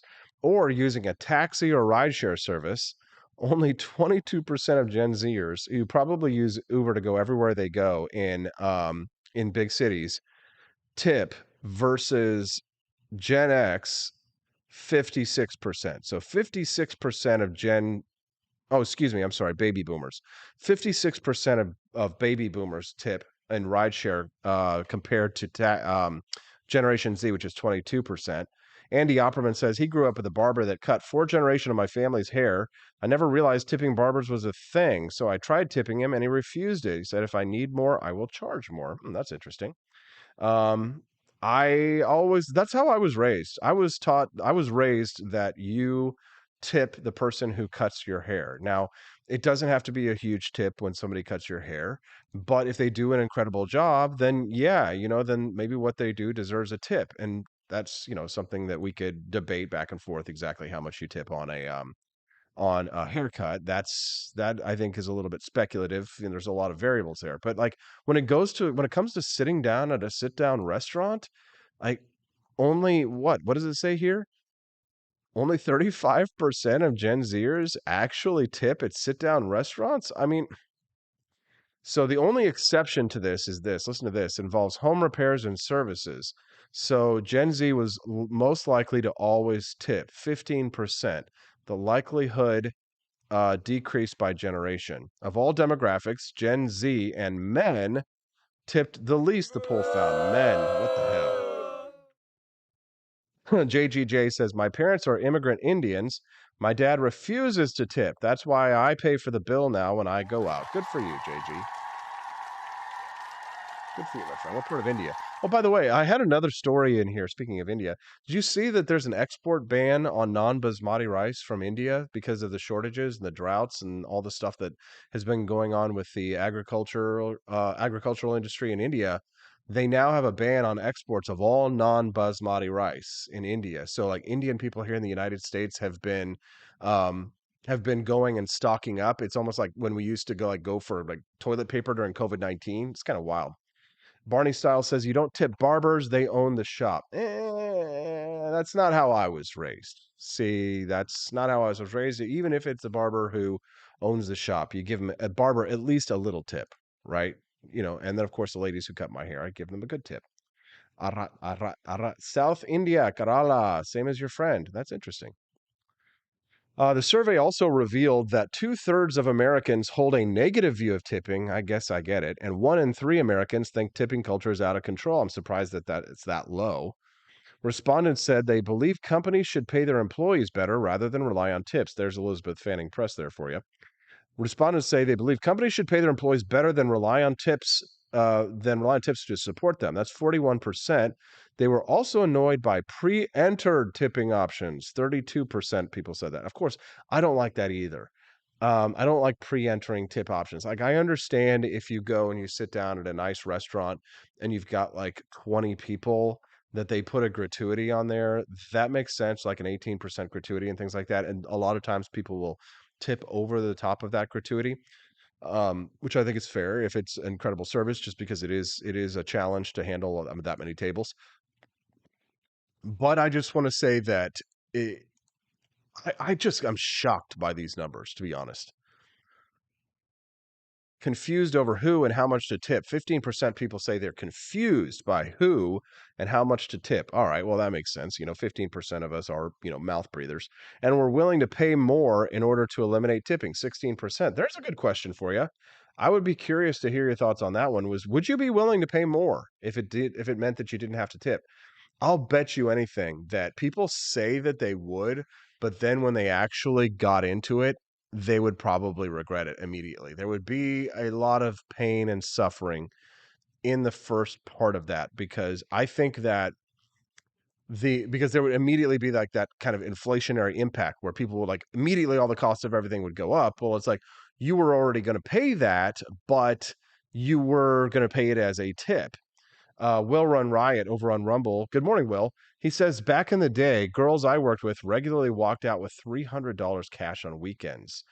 Very true. I remember of all the jobs that I had waitering back in, is it waitering?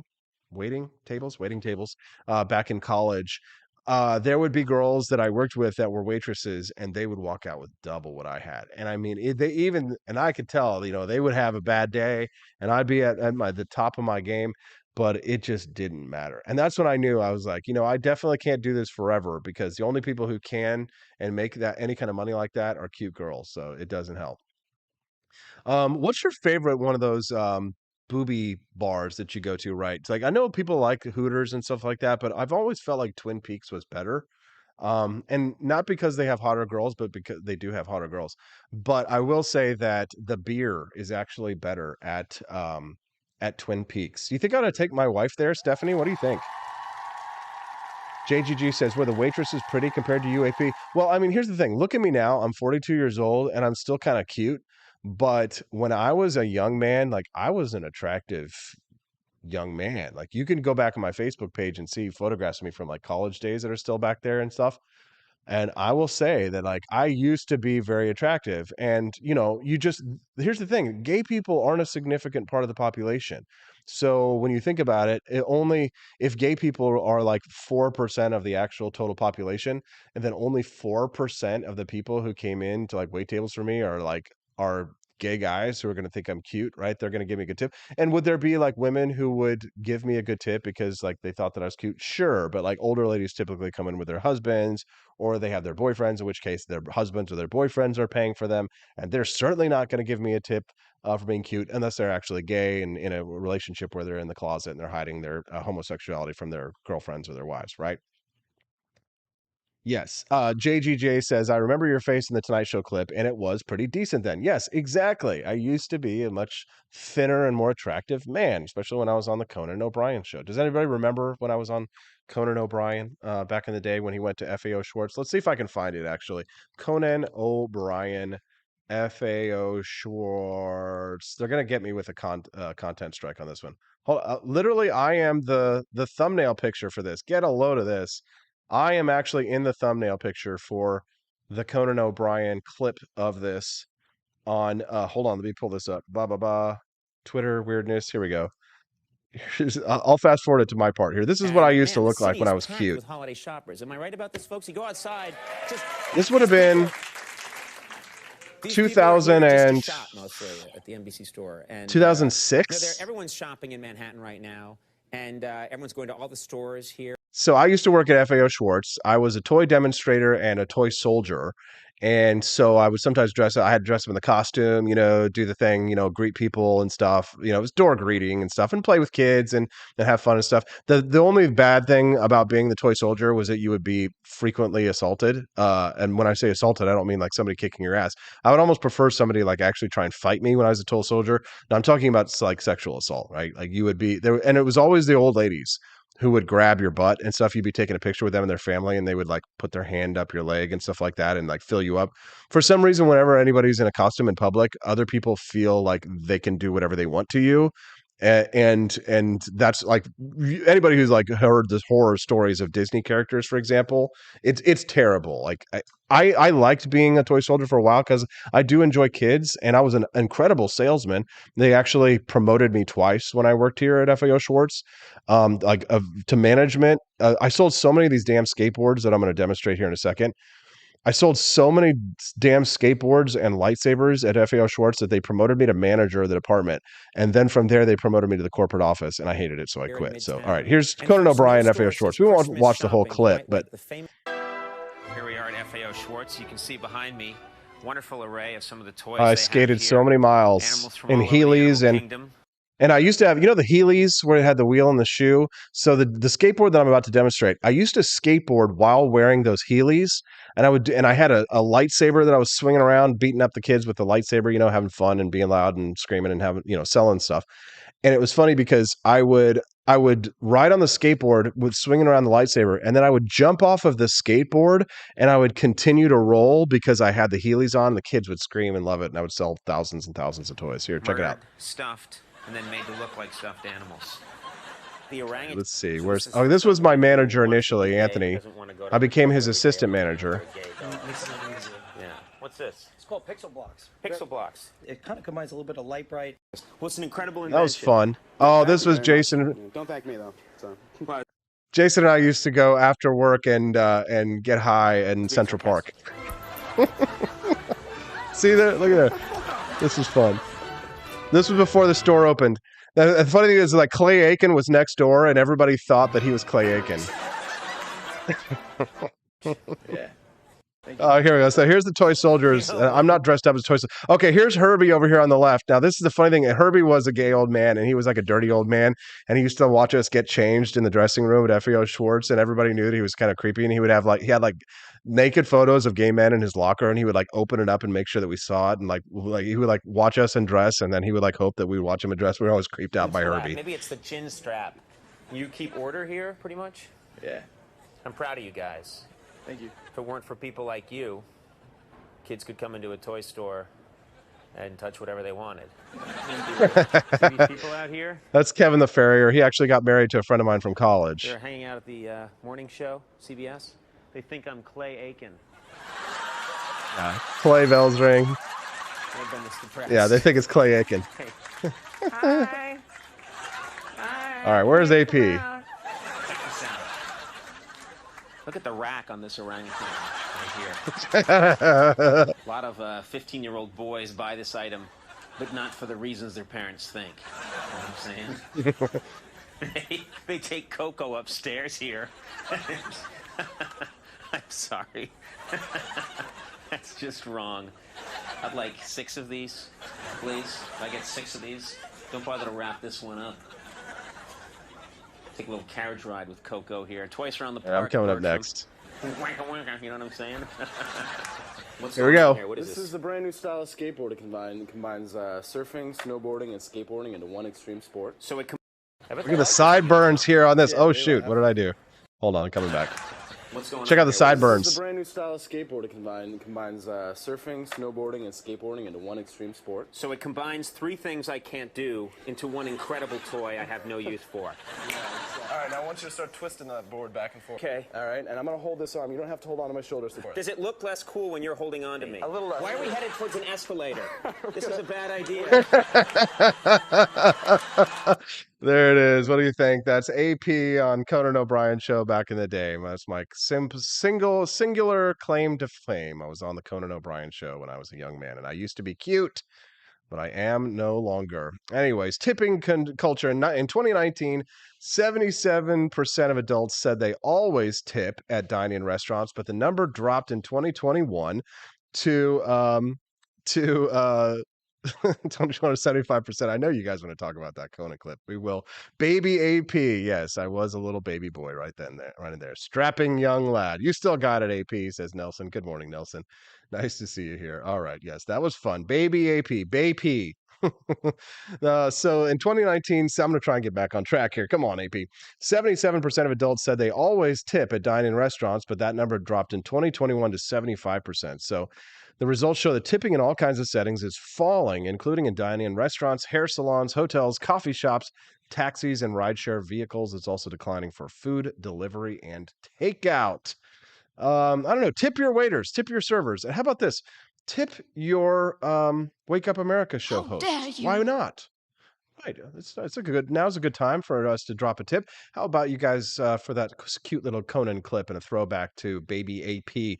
Drop a super chat over here over at YouTube or on Rumble. Become a monthly subscriber. You do get awesome benefits by joining the Wake Up America shows team, like 20% discounts and gift giveaways like we're going to do right now today. Yes, for those of you who are subscribers to the Wake Up America show, you do get a 20% discount at AP for Liberty Shop, and we do monthly prize drawings. So this month, we are going to pick a monthly subscriber at random to decide who wins the retired drug dealer hat. So if you are a monthly subscriber and you've got about like a minute before I name this, so you do have a chance to actually win right now the hat. If you are a monthly subscriber, you get a 20% discount at apforlibertyshop.com. And not only that, but you also get entered into monthly prize drawings from the shop so that you can win awesome prizes like free coffee, or I did give away an actual free AK-47 a couple of months ago. That was won by Matt Unruh. So for those of you who are sitting on the fence and saying, oh, I can't afford, I don't want to do $2.99 a month, you can get way more value out of your monthly subscription to the Wake Up America show than you pay into it with all of the awesome prize drawings that we do. And we're going to do one right now. So if you are looking for an opportunity, if you're looking for a sign to renew your membership to the Wake Up America show, then now is your chance. I know we do have some subscribers over on rumble.com as well, and I want to make sure that you guys know that you are included in the monthly prize drawings as well. So I think we've got maybe 3 or 4 people who are monthly subscribers on Rumble. So just an FYI, you are also yes, we do have 4 active monthly subscribers over on rumble.com. So we will pick out of that pool, as well as our apforlibertyshop.com. The monthly subscribers do get 20% discount. So if you're a monthly subscriber already to apforlibertyshop.com and you don't have your 20% discount code for the shop, then send me a DM, slide into those DMs, and I will give you the code so that you can get your 20% discount over at apforlibertyshop.com. So make sure that you do that. And if you are not subscribed now, do that. Click $2.99. It's $2.99 a month or $9.99 a month over on YouTube. You can also go to wakeupamerica.show.com/support. I know a lot of people who watch the show know that YouTube takes a cut of what you donate through the show. Some people are like, they prefer the convenience factor, and that's okay. Other people, they say, hey, I know Austin, needs every dime he can get to support the show, so I want to support you directly. Well, the best way to do that then is to go to the website. So wakeupamerica.show.com/support will have a we'll have a sign up form for you. You can do $5 a month, $10 a month, or $17.76 a month as a Patriots. Once you start donating $17.76 a month, we're going to send you a free gift in the mail. So if you become a monthly subscriber at a $17.76 a month or $20 a month support level for the show, and that's when you start getting like stuff like sent to you from me and Stephanie, and like handwritten cards. You also get on our Christmas mailing list, and I know that doesn't sound like a big deal, but my wife and I do put out a really nice card every year, so you will get on the Christmas card list. That's for everybody who's at the 1776 or above level. You get on the Peterson family Christmas card list. So not only do you get to put on the Christmas card list, but but you get the 20% discount at AP for Liberty shop, and you get entered into monthly prize drawing. So let's take a look at the list of our monthly subscribers right now, and we will pick from the monthly subscribers. Let's see, memberships. Let's take a look at who we have on the membership content. Let's take a look, pull down the list. We're going to choose somebody at random, blah, blah, blah. Somebody says, do it on the web browser so the apps don't shortchange with their fees. Yeah, exactly, JGJs. Like I said, if you go to wakeupamericashow.com/support and you become a monthly subscriber there, then they're gonna you're gonna essentially get that benefit. So let's see who is going to be the winner this month. I will choose it at random. I'm going to just go on this list up and down. And the winner is David Winery. David Winery is the winner. David, you are the winner. I don't know if you're watching right now, but if you're not, I will contact you and let you know you won a retired drug dealer hat from the AP for Liberty shop. That's a really popular item. And if you want it, you can buy it with your 20% discount. And if you don't have your 20% discount code yet, hit me up at 573-319-1586. That's 573-319-1586. If you hit me up on the text line or send me a DM to any of my social media networks, then we will go ahead and get you set up that way. All right. Somebody says I need to do Christmas cards this year. Yes. David Winery is the winner of the show. He won the monthly prize drawing giveaway. See, so it's a good thing. I feel like that it definitely is worth your money, especially if you enjoy the show and you watch it every day.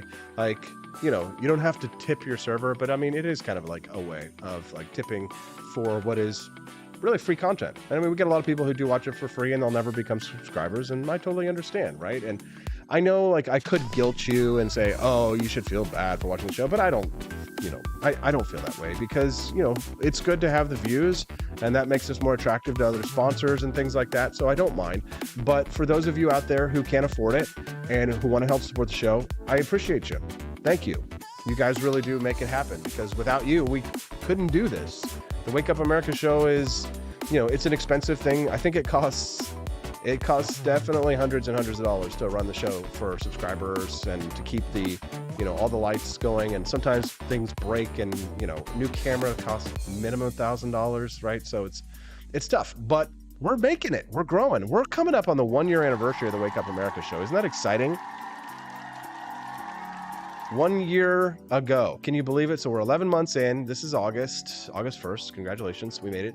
And in September, we're celebrating the 1-year anniversary of the show. And it has been an exciting, thrilling ride. So many wonderful things have happened.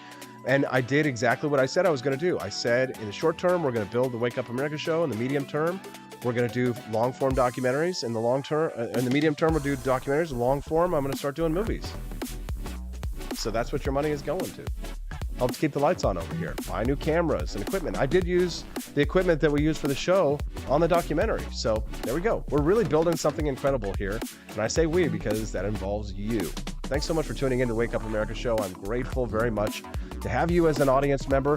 Do click like and subscribe before you leave. That is another free way to help support the show. And like I said earlier, the Facebook has decided to offer us the bonus program again very generously. So if you haven't liked our Facebook page, The Libertarian Republic, go over there, like the page, interact, maybe share some of the memes or comment on anything that you see from the Libertarian Republic on Facebook these days. Please like and share and help us boost it up. Drop some comments and things like that so we can help continue to grow, because got to raise a lot more money now because I got to finish the documentary. All right, we'll see you tomorrow. Thanks so much for tuning in on the Wake Up America show at wakeupamericashow.com. Peace out.